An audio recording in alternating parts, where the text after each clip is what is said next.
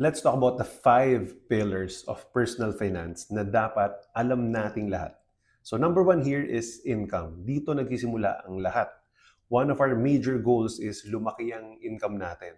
Paano? Pwedeng career growth, side hustles, or investments. More income equals more options sa life. Ang susi dito is you grow yourself and your income will follow. Number 2 is spending. Chill lang pero kailangan mindful ka. Gumawa ng budget para controlled ang gastos at may pera ka para sa mas importanteng bagay. Number 1 rule sa personal finance, spend less than you earn.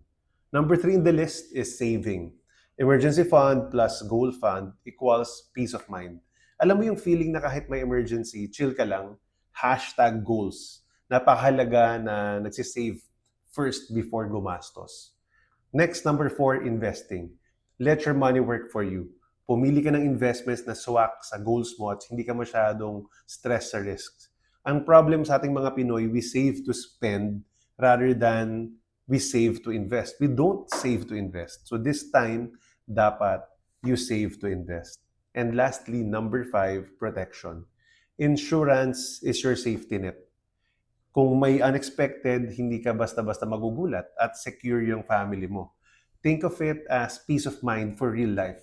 Alam mo kung wala ka nito, yung mga naipundar mo na savings and investment, they are at risk in case of emergency. So dapat may insurance ka. Yun ang 5 pillars of personal finance. Income, spending, saving, investing, protection.